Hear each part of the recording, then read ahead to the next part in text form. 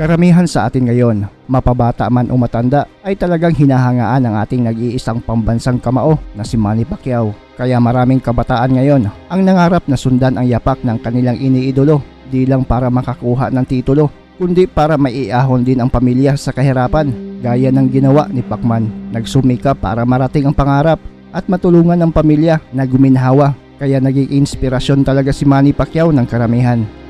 Kaya sa kasalukuyan ay maraming batang boksingero ang talagang nagsumikap todo ensayo dahil nakita nila ang boxing ay daan para makamit ang inaasam-asam na kaginhawaan mula sa nakakalasong kahirapan. Isa na dyan ang tubong General Santos City, Cotabato na si Mike Plania. Sa edad na 17 ay pinasok ang pagiging professional boxer.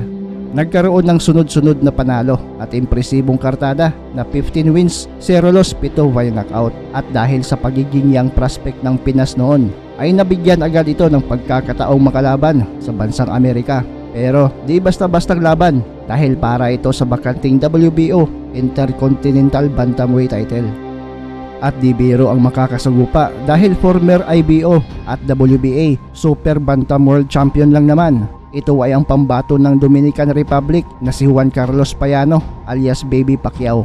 May impresibong kartada ito na 19 wins, only 1 defeat, 10 via knockout. March 23, 2018 ang laban. Dihado si Plania sa laban dahil former world champion nga itong si Payano. So how would you show tomorrow really in the night? I show what I train hard for this fight. I do my best tomorrow. We will see, yes. We will see what happens. Pero ginulantang lang ni Mike Plania ang Amerika nang pabagsakin niya ang former world champion sa 3rd round.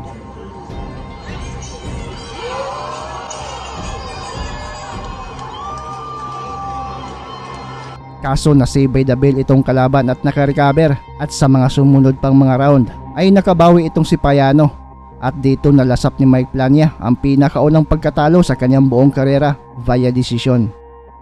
Bumalik sa Pinas si Mike Plania at 3 Pinoy agad ang nilapa at tinumba.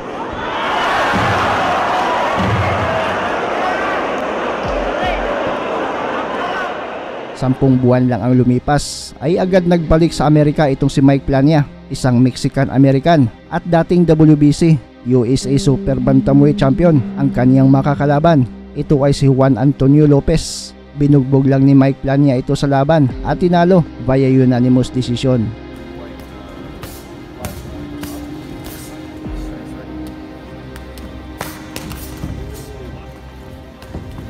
Nice, Mike. Nice. Hey! Nice. Body shot. A low blow. Review that tape. 3 magkasunod na laban pa sa Amerika ang napagtagumpayan ni Mike Plania. Ito ay sina Matias Agustin Arriaga na tinalo niya via decision. Complicado. ¡Oh! ¡Qué mano izquierda! Ahora la zona hepática, señores, ese ganchito. Y ahí está, ya no quiere pelear. Arraigada. Mike Plania. Julio Buitrago, tinalo niya via 4th round TKO.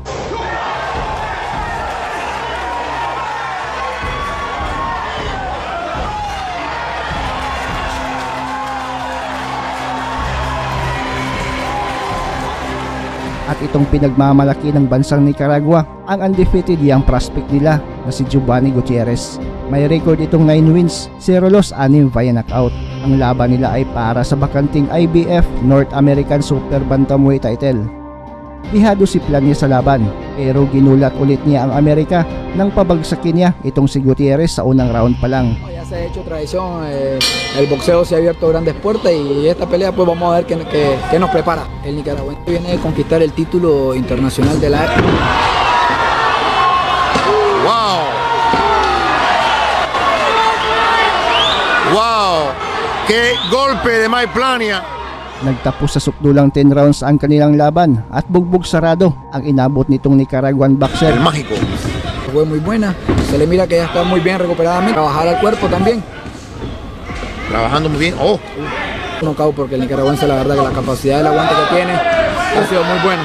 Panalo si Mike Plania via unanimous decision. Gutiérrez buscando. Magic Plania! Pagtungtong ng taong 2020, kasagsagan ng pandemya, ay di pa din nagpapigil sa pangarap itong si Mike Plania. Pinasahan niya ang walang kasing hambog na American prospect na si Joshua Greer Jr. Kung umasta ito ay parang superstar ng Amerika. Sa weigh-in pa lang ay talaga namang napakahambog nitong si Greer Jr. Nagdala pa ito ng unan dahil patutulugin daw niya si Kabayan sa mismong araw ng kanilang bakbakan. Entrada pa lang ay kumpiyansa nitong si Greer Jr. na easy fight lang at lalapain lang niya ng buhay itong Pinoy, habang si Mike Plania ay relax lang kahit alam niyang dihado siya sa pustahan ay kampante naman siya dahil bitbit niya ang kamaong subok na sa basagan ng mukha. At sa mismong laban na nga ay muling ginulantang ni Mike Plania ang buong Amerika nang pabagsakin niya ang pinagmamalaking young prospect nila sa unang round pa lang ng laban nila.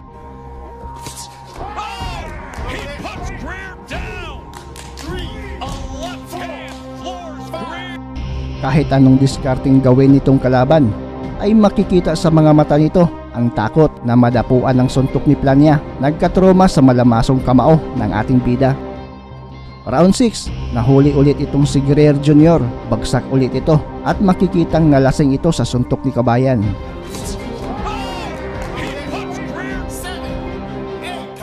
Pero talagang matibay din dahil natapos niya ang sukdulang 10 rounds na laban. Pero nanaig pa din ang tibay ni Kabayan. Isang upset win ang nakuha ni Mike Plania. Majority decision pabor sa kanya. Sa sumunod na taon, November 20, 2021, ay may isang naglakas loob na subukan ang lakas ni Mike Plania sa laban. Ito ay ang kilalang knockout artist ng bansang Panama na si Ricardo Nunez. May record itong 29 wins, 23 dito via knockout.